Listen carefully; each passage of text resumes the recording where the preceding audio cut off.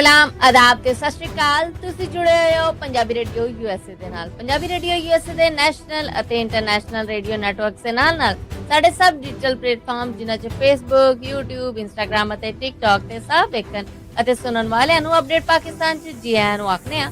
ਮੈਂ ਹਾਂ ਆਪ ਸਭ ਦੇ ਨਾਲ ਮੌਜੂਦ ਪਰਵੀਨ ਮਸੂਦ ਤੇ ਮੇਰੇ ਨਾਲ ਸਾਥ ਦੇਣ ਲਈ ਮੌਜੂਦ ਹੈ ਮਸੂਦ ਮਲਿਕ ਜੀ। ਮਸੂਦ ਜੀ ਆਇਆਂ ਨੂੰ। ਜੀ ਬਹੁਤ ਧੰਨਵਾਦ ਪਰਵੀਨ ਤੁਹਾਡਾ। ਮੇਰੇ ਵੱਲੋਂ ਵੀ ਸਭ ਸਤਿਕਾਰਯੋਗ ਸਰੋਤਿਆਂ ਨੂੰ, ਸਭ ਦਰਸ਼ਕਾਂ ਨੂੰ ਦੋਵੇਂ ਹੱਥ ਜੋੜ ਕੇ ਸਲਾਮ ਆਦਾਬ ਸਤਿ ਸ੍ਰੀ ਅਕਾਲ।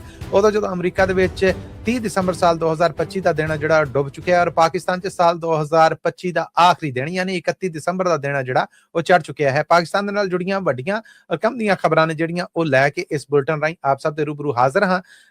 ਅਪਡੇਟ ਹੈ ਜਿਹੜਾ ਅਪਡੇਟ ਪਾਕਿਸਤਾਨ ਹੈ ਜੀ। ਅਪਡੇਟ ਪਾਕਿਸਤਾਨ ਹਫਤੇ 'ਚ 5 ਦਿਨ ਮੰਡੇ ਟੂ ਫਰਾਈਡੇ ਅਸੀਂ ਤੁਹਾਡੇ ਲੈ ਕੇ ਆਉਂਦੇ ਹਾਂ। ਤੇ ਜੇ ਤੁਸੀਂ ਸਮਝਦੇ ਕਿ ਇਹਨਾਂ ਖਬਰਾਂ ਦੇ ਨਾਲ ਜੇ ਤੁਹਾਡੇ ਕਾਰੋਬਾਰ ਵਪਾਰ ਦੀ ਐਡਵਰਟਾਈਜ਼ਮੈਂਟ ਜੁੜ ਜਾਏ ਤੇ ਉਹ ਫਾਇਦਾਮੰਦ ਹੋ ਸਕਦੀ ਹੈ ਤੇ ਇਹਦੇ ਵਾਸਤੇ ਤੁਸੀਂ ਸਪਾਂਸਰਸ਼ਿਪ ਕਰ ਸਕਦੇ ਹੋ ਔਰ ਸਪਾਂਸਰਸ਼ਿਪ ਲਈ ਸਾਡਾ ਟੈਲੀਫੋਨ ਨੰਬਰ ਹੈ ਜੀ 408 272 5200 4082725200। ਵਧਦੀਆਂ ਖਬਰਾਂ ਵਾਲੇ ਬੈਰਿਸਟਰ ਗੋਹਰ ਦਾ ਆਖਣਾ ਹੈ ਕਿ ਅਸੀਂ ਮੁਲਾਕਾਤ ਲਈ ਭੀਖ ਮੰਗਨੇ ਆ ਤੇ ਬੈਰਿਸਟਰ ਅਕਰਮ ਦਾ ਆਖਣਾ ਹੈ ਕਿ ਇਮਰਾਨ ਖਾਨ ਦੇ ਨਾਲ ਮੁਲਾਕਾਤਾਂ ਵਾਲਾ ਬੂਆ ਬੰਦ ਹੈ। ਜੀ ਇਮਰਾਨ ਖਾਨ ਦੀ ਸਿਆਸੀ ਪਾਰਟੀ ਤੋਂ ਬੈਰਿਸਟਰ ਗੋਹਰ ਜਿਹੜੇ ਇਸ ਵੇਲੇ ਪਾਰਟੀ ਪ੍ਰਧਾਨ ਨੇ ਔਰ ਜਿਹੜਾ ਤੁਸੀਂ ਬੈਰਿਸਟਰ ਅਕਰਮ ਹੋਣੇ ਜਿਹੜੇ ਕਿ ਇਮਰਾਨ ਖਾਨ ਦੇ ਵਕੀਲ ਨੇ, ਇਹ ਉਹਨਾਂ ਦੇ ਬਿਆਨ ਸਾਹਮਣੇ ਆਏ ਨੇ। ਹੁਣ ਅਸਲ ਦੇ ਵਿੱਚ ਗੱਲਬਾਤ ਦੇ ਬੂਹੇ ਵੀ ਬੰਦ ਨੇ। ਇਹ ਵੀ ਇਤਲਾਵਾਂ ਆ ਰਹੀਆਂ ਨੇ ਜਿੱਦਾਂ ਹੁਣ ਸੁਹੇਲ ਆਫਰੀਦੀ ਹੁਣੇ ਲਾਹੌਰ ਗਏ, ਉਹਨਾਂ ਆਖਿਆ ਜੀ ਬਸ ਅਵਾਮੀ ਲਹਿਰ, ਹੁਣ ਗੱਲਬਾਤ ਹੋਣੀ ਨਹੀਂ ਗੀ ਹੈ। ਉੱਥੇ ਯਕਦਮ ਇਹ ਬਿਆਨ ਸਾਹਮਣੇ ਆਣਾ ਹੈ ਕਿ ਜੀ ਅਸੀਂ ਜਿਹੜੇ ਸਾਹਿਬ ਇਕਤਦਾਰ ਲੋਕ ਨੇ, ਜਿਹੜੇ ਹੁਕਮਰਾਨ ਨੇ, ਅਸੀਂ ਉਹਨਾਂ ਨੂੰ ਕਹਿੰਦੇ ਆ ਕਿ ਦਿਲ ਵੱਡਾ ਕਰਨ। ਐਜ਼ ਇਟ ਇਜ਼ ਮੈਂ ਉਹੀ ਲਫ਼ਜ਼ ਬਿਆਨ ਕਰਨੇ, ਉਹ ਦਿਲ ਵੱਡਾ ਕਰਨ। ਅਸੀਂ ਉਹਨਾਂ ਨਾਲ ਮੁਲਾਕਾਤ ਦੀ ਭੀਖ ਮੰਗਨੇ ਆ, ਉਹ ਗੱਲਬਾਤ ਕਰਨ। ਇਹ ਕੋਈ ਨਿੱਕੀ ਗੱਲ ਨਹੀਂ ਹੈ ਜਿਹੜੀ ਬੈਰਿਸਟਰ ਗੋਹਰ ਵੱਲੋਂ ਆਖੀ ਗਈ ਹੈ। ਸਿਆਸੀ ਤੌਰ ਤੇ ਇਹ ਖੁਦ ਨੂੰ ਸਰੈਂਡਰ ਕਰਨ ਦੇ ਬਰਾਬਰ ਹੈ। ਹੁਣ ਬਾਕੀ ਪਾਰਟੀ ਦੇ ਜਿਹੜੇ ਆਗੂ ਨੇ, ਪ੍ਰਧਾਨ ਨੇ, ਉਹਨਾਂ ਵੱਲੋਂ ਵੀ ਕੋਈ ਮਾਮਲੇ ਸਾਹਮਣੇ ਆਣਗੇ। ਯਾਦ ਰਵੇ ਕਿ ਪਹਿਲਾਂ ਫਵਾਦ ਚੌਧਰੀ ਉਹਨਾਂ ਨੇ ਆਖਿਆ ਕਿ ਇਹਨਾਂ ਦੀ ਤੇ ਔਕਾਤ ਕੋਈ ਨਹੀਂ। ਪਾਰਟੀ ਦੇ ਆਪਣੇ ਅੰਦਰ ਫੁੱਟਾਂ ਨੇ, ਅੱਡੋ ਅੱਡ ਧੜੇ ਬਣੇ ਪਏ ਨੇ, ਹੋਕਾ ਸਾਰੇ ਇਮਰਾਨ ਖਾਨ ਦਾ ਭਰਨ ਦੇ ਨੇ। ਔਰ ਉੱਥੇ ਫਿਰ ਬੈਰਿਸਟਰ ਅਕਰਮ ਹੋਣੇ ਜਿਹੜੇ ਇਮਰਾਨ ਖਾਨ ਦੇ ਵਕੀਲ ਵੀ ਨੇ, ਜਦੋਂ ਸਰਕਾਰ ਨੇ ਐਲਾਨ ਕੀਤਾ ਕਿ 8 ਫਰਵਰੀ ਤੱਕ ਜੀ ਮੁਲਾਕਾਤਾਂ ਦੇ ਉੱਤੇ ਪਾਬੰਦੀ, ਹੁਣ ਸਰਕਾਰ ਨੂੰ ਵੀ ਨਜ਼ਰ ਆਉਣ ਡਿਆ ਸੀਗਾ ਧਰਨੇ ਲੱਗਣ ਡੈ ਪਏ ਨੇ, ਲੋਕ ਇਕੱਠੇ ਹੋਣ ਡੈ ਪਏ ਨੇ, ਹੰਗਾਮਾ ਹੋ ਜਾਣਾ ਆ, ਇਹਨਾਂ ਨੂੰ ਰੋਕਣਾ ਔਖਾ ਹੋਣਾ। ਰੋਕਿਆ, ਡਾਂਗਾ ਛੋਟੇ ਵਰਾਏ, ਇਹ ਮੀਡੀਆ ਤੇ ਆਣਾ ਹੈ ਤੇ ਇਹ ਜਿਹਨੂੰ ਕਹਿੰਦੇ ਨੇ ਕਿ ਅਸੀਂ ਨੁਕਰੇ ਲਾਇਆ, ਕੋਈ ਸਾਹ ਬਾਹਰ ਨਹੀਂ ਆਉਣ ਦੇਣ ਦੇ। ਉਦੋਂ ਜਦੋਂ UN ਦੀਆਂ ਰਿਪੋਰਟਾਂ ਨੇ ਕਿ ਉਹਦੀ ਸਿਹਤ ਠੀਕ ਨਹੀਂ ਗੀ ਹੈ, ਬੁਸ਼ਰਾ ਬੀਬੀ ਅੰਦਰ ਬਿਮਾਰ ਆ, ਉਦੋਂ ਇਹ ਮਾਮਲਾ ਜਿਹੜਾ ਇਹਨੂੰ ਸਰਕਾਰ ਕੰਟਰੋਲ ਕਰਨ ਚ ਨਹੀਂ ਬਲਕਿ ਮੈਂ ਕਹਿੰਦਾ ਕਿ ਨੱਥ ਪਾਉਣ ਚ ਕਾਮਯਾਬ ਹੋ ਗਈ ਹੈ। ਗੱਲ ਤੇ ਇਹ ਕੋੜੀ ਲੱਗੇਗੀ, ਬੁਰੀ ਲੱਗੇਗੀ ਇਮਰਾਨ ਖਾਨ ਦੇ ਹਾਮੀਆਂ ਨੂੰ, ਪਰ ਉਹ ਇੰਨਾ ਲਫਾਉਣ ਦੇ ਵਿੱਚ ਕਾਮਯਾਬ ਰਹੇ ਕਿ ਉਹਨਾਂ ਆਖਿਆ ਕਿ ਨਹੀਂ ਇਹ ਕੰਮ ਨਹੀਂ ਹੋਣਾ। 8 ਫਰਵਰੀ ਤੱਕ ਉਹਨਾਂ ਨੇ ਮੁਲਾਕਾਤਾਂ ਤੇ ਪਾਬੰਦੀ ਲਾਈ। ਕਾਨੂੰਨੀ ਰਾਹ, ਕਾਨੂੰਨੀ ਬੂਹਾ ਖੜਕਾਉਣ ਦੀ ਥਾਂ ਜਾਂ ਵੇਖ ਲਿਆ ਕਿ ਕਾਨੂੰਨੀ ਬੂਹਿਆਂ ਥਾਣੀ ਵੀ ਕੋਈ ਸਾਹ ਨਹੀਂ ਲੱਭਣਾ। ਉਸ ਤੋਂ ਬਾਅਦ ਫਿਰ ਉਹਨਾਂ ਦਾ ਬੈਰਿਸਟਰ ਅਕਰਮ ਹੋਣੇ ਨੇ ਜਿਹੜੇ ਉਹਨਾਂ ਦਾ ਇਹ ਕਹਿਣਾ ਕਿ ਜੀ ਮੁਲਾਕਾਤਾਂ ਵਾਲਾ ਤੇ ਬੂਹਾ ਬੰਦ ਆ। ਇਹਦਾ ਮਤਲਬ ਕਿ ਇਮਰਾਨ ਖਾਨ ਦੀ ਸਿਆਸੀ ਪਾਰਟੀ ਨੇ ਤੈਅ ਕਰ ਲਿਆ ਕਿ 8 ਫਰਵਰੀ ਤੱਕ ਅਸੀਂ ਜਿੰਨਾ ਮਰਜ਼ੀ ਜੇਲ੍ਹ ਦੇ ਬੂਹਿਆਂ ਅੱਗੇ ਧਰਨੇ ਦਈਏ, ਜਿੰਨਾ ਮਰਜ਼ੀ ਆ ਕੇ ਬਈਏ, ਜਿੰਨਾ ਮਰਜ਼ੀ ਰੋਲਾ ਪਾਈਏ, ਜਿੰਨੇ ਮਰਜ਼ੀ ਮੀਡੀਆ ਬਿਆਨ ਦਈਏ, ਮੁਲਾਕਾਤ ਹੁਣ ਸਾਡੀ ਨਹੀਂ ਹੋਣ ਲੱਗੀ। ਤੇ ਯਾਦ ਰਵੇ ਕਿ ਇਹ ਮੁਲਾਕਾਤ ਪਹਿਲਾਂ ਵੀ ਨਹੀਂ ਹੋਣ ਦਿੱਤੀ ਜਾ ਰਹੀ ਔਰ ਕੋਈ ਗੱਲਬਾਤ ਬਾਹਰ ਨਹੀਂ ਆ ਰਹੀ, ਕੋਈ ਖੈਰ ਖਬਰ ਬਾਹਰ ਨਹੀਂ ਆ ਰਹੀ। ਇਹ ਇੱਕ ਨਵੀਂ ਮੁਸ਼ਕਲ ਔਰ ਇੱਕ ਬੰਦ ਗਲੀ ਹੈ ਜਿਹਦੇ ਚ ਇਮਰਾਨ ਖਾਨ ਦੀ ਸਿਆਸੀ ਪਾਰਟੀ ਨੂੰ ਧਕੇਲ ਦਿੱਤਾ ਗਿਆ ਆ ਔਰ ਹੁਣ ਸਾਹ ਲੈਣ ਵਾਸਤੇ ਵੀ ਉਹਨਾਂ ਨੂੰ ਫਰਿਆਦਾਂ ਕਰਨੀਆਂ ਪੈ ਰਹੀਆਂ। ਮਾਫੀ ਦੇ ਨਾਲ ਇਹਨਾਂ ਬਿਆਨਾਂ ਦੇ ਉੱਤੋਂ ਤੇ ਇਹੋ ਹੀ ਅਸਰ ਲੱਭਦਾ ਜੀ।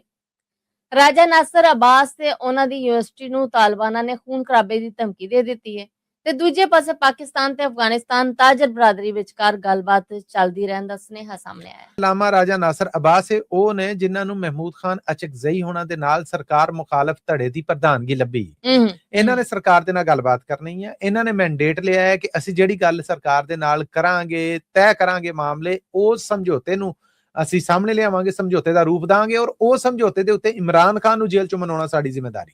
ਠੀਕ। ਹੁਣ ਇਸ ਮੌਕੇ ਤੇ ਜਦੋਂ ਇਮਰਾਨ ਖਾਨ ਦੀ ਸਿਆਸੀ ਪਾਰਟੀ KPK ਸੂਬੇ ਤੋਂ ਉਹਨਾਂ ਦੀ ਸਰਕਾਰ ਵੀ ਹੈ, ਉਹ ਫੈਡਰਲ ਸਰਕਾਰ ਤੇ ਪ੍ਰੈਸ਼ਰ ਪਾ ਰਹੀ ਹੈ ਕਿ ਅਫਗਾਨਿਸਤਾਨ ਤੇ ਹਮਲੇ ਨਾ ਕਰੋ, ਗੱਲਬਾਤ ਦੇ ਨਾਲ ਮਾਮਲੇ ਨਿਬੇੜੋ। ਫੈਡਰਲ ਸਰਕਾਰ ਇਹ ਕਹਿ ਰਹੀ ਹੈ ਕਿ ਕਿੰਨਾ ਖੂਨ ਖਰਾਬਾ ਕਰਾਈਏ, ਉਹ ਸਾਡੇ ਬੰਦੇ ਮਾਰੀ ਜਾਣ ਤੇ ਅਸੀਂ ਗੱਲਬਾਤ ਕਰਕੇ ਕਹੀਏ ਕਿ ਕਿਉਂ ਕਰਨ ਦੇ ਜੇ ਬਾਜ਼ ਆ ਜਾਵੋ ਉਹਨਾਂ ਦੇ ਨਹੀਂ, ਹੁਣ ਅਸੀਂ ਹਮਲੇ ਕਰਕੇ ਜਵਾਬ ਦੇਣਾ। ਖੈਬਰ ਪਖਤੂਨਖਵਾ ਸਰਕਾਰ ਜ਼ਾਹਰ ਹੈ ਕਿ ਇਹ ਸਾਰਾ ਸੂਬਾ ਪੂਰੀ ਸਰਹੱਦ ਹੈ ਜਿਹੜੀ ਉਹ ਅਫਗਾਨਿਸਤਾਨ ਦੇ ਨਾਲ ਜੁੜਦੀ ਹੈ, ਉਹ ਆਪਣੇ ਸੂਬੇ ਦੇ ਕਹਿ ਲੋ ਕਿ ਮਫਾਦ ਨੇ ਜਿਹੜੀ ਆ ਭਲੇ ਹੀ ਆ ਫਾਇਦੇ ਨੇ ਉਹਨਾਂ ਚ ਇਹ ਗੱਲਬਾਤ ਕਰਦੇ ਨੇ। ਫੈਡਰਲ ਸਰਕਾਰ ਕਹਿੰਦੀ ਅਸੀਂ ਪੂਰਾ ਪਾਕਿਸਤਾਨ ਵੇਖਣਾ ਹੈ।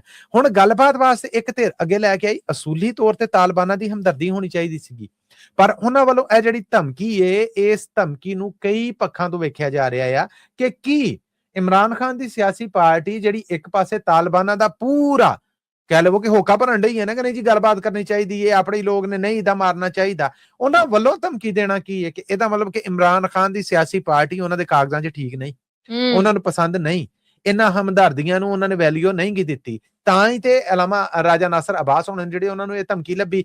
ਧਮਕੀ ਲੱਭਣ ਤੋਂ ਬਾਅਦ ਇੱਕ ਤੇ ਹੁੰਦੀ ਨਿੰਦਿਆ, ਜਿੱਦਾਂ ਖੁੱਲਾ ਡੁੱਲਾ ਆਪਣੀ ਸਰਕਾਰ ਅੱਗੇ ਵੇਰ ਕੇ ਕਹਿਣ ਡਈ ਇਮਰਾਨ ਖਾਨ ਦੀ ਸਿਆਸੀ ਪਾਰਟੀ ਕਿ ਨਹੀਂ ਉਹਨਾਂ ਨਾਲ ਤਾਲਿਬਾਨਾਂ ਨਾਲ ਗੱਲਬਾਤ, ਗਵਾਂਢੀ ਨੇ ਉਹਨਾਂ ਨਾਲ ਸੁਧਾਰ ਦੇ ਮਾਮਲੇ ਗੱਲਬਾਤ ਦੇ ਨਾਲ ਸਿਰੇ ਚਾੜੋ। ਹੁਣ ਇੱਥੇ ਵੀ ਤੇ ਬਿਆਨ ਦੇਣਾ ਚਾਹੀਦਾ ਹੈ ਕਿ ਜੀ ਅਸੀਂ ਇਸ ਗੱਲ ਨੂੰ ਨਿੰਦਨੇ, ਅਸੀਂ ਇਹਦੀ ਮੁਖਾਲਫਤ ਕਰ ਰਹੇ ਹਾਂ। ਇੱਥੇ ਹੁਣ ਸਭ ਕੁਝ ਚੁੱਪ ਆ, ਸਿਆਸੀ ਧੜੇ ਵੀ ਚੁੱਪ ਨੇ, ਉਹ ਜਿਨ੍ਹਾਂ ਦੀ ਹਮਾਇਤ ਵਾਸਤੇ ਨਾਸਰ ਅਬਾਸ ਹੋਣੇ ਖੜੇ ਨੇ ਉਹ ਵੀ, ਯਾਨੀ ਇਮਰਾਨ ਖਾਨ ਦੀ ਸਿਆਸੀ ਪਾਰਟੀ, ਔਰ ਮੁਖਾਲਫ ਨੇ ਜਿਹੜੇ ਉਹ ਵੀ ਚੁੱਪ ਹੈ। ਇਹ ਤੇ ਇਦਾਂ ਹੈ ਕਿ ਇੱਕ ਬੰਦਾ ਕਹਿੰਦੇ ਮੈਂ ਤੈਨੂੰ ਗੋਲੀ ਮਾਰ ਦਾਂਗੇ, ਤੇ ਉਹ ਜਿਹੜੇ ਮੁਖਾਲਫ ਨੇ ਉਹ ਵੀ ਚੁੱਪ ਕਰਕੇ ਕਹਿੰਦੇ ਨੇ ਅੱਛਾ ਮਾਰ ਲੈ ਫਿਰ ਭਰਾ, ਤੇ ਜਿਹੜੇ ਹਮਾਇਤ ਦੇ ਵਿੱਚ ਨੇ ਜਿਨ੍ਹਾਂ ਨੇ ਮਨਾ ਕਰਨਾ ਉਹ ਵੀ ਚੁੱਪ ਕਰਕੇ ਖਲੋਤੇ ਆ।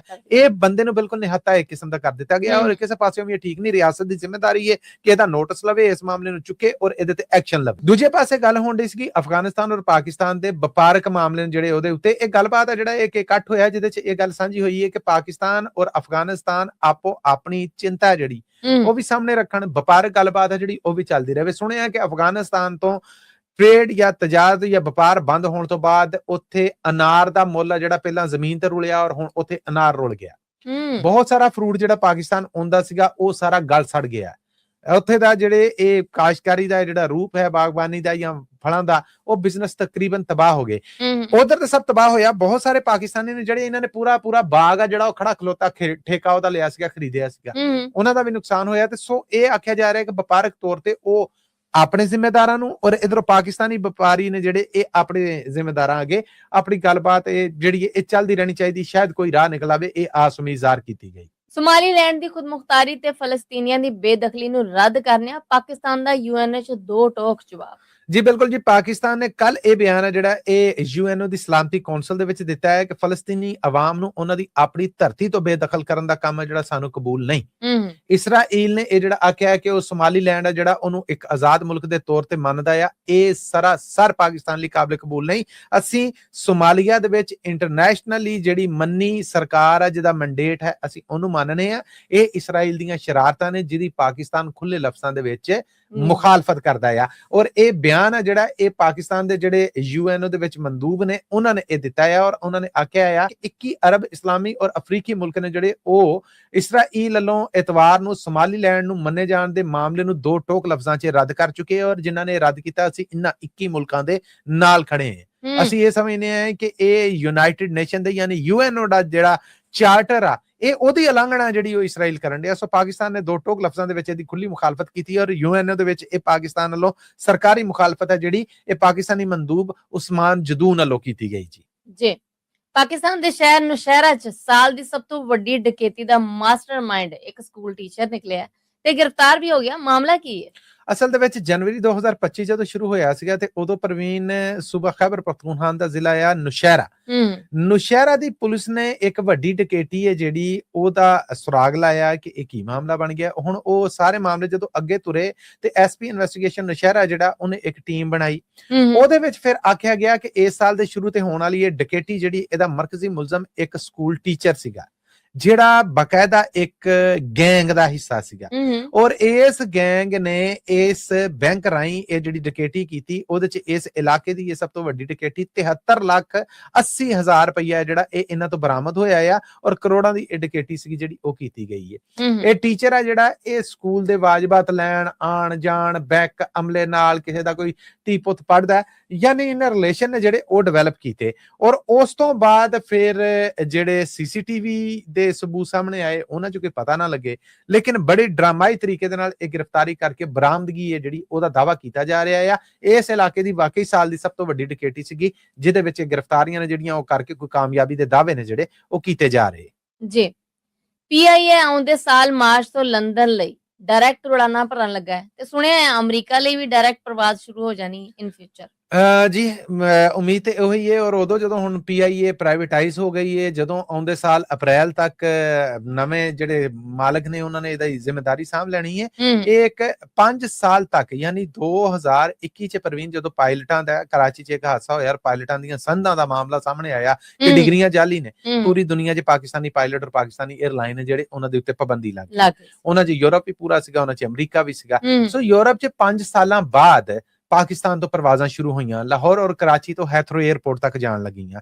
ਹੁਣ ਕਹਿੰਦੇ ਨੇ ਕਿ 29 ਮਾਰਚ ਤੋਂ ਇਸਲਾਮਾਬਾਦ ਤੋਂ ਵੀ ਔਰ ਲਾਹੌਰ ਤੋਂ ਵੀ ਇਹ ਪਰਵਾਜ਼ਾਂ ਨੇ ਜਿਹੜੀਆਂ, ਕਰਾਚੀ ਤੋਂ ਵੀ ਹੋ ਸਕਦਾ ਹੋ ਜਾਏ, ਜਦੋਂ ਹੋ ਗਈਆਂ ਤਾਂ ਫਿਰ ਸਾਰਾ ਹੋ ਜਾਣਾ।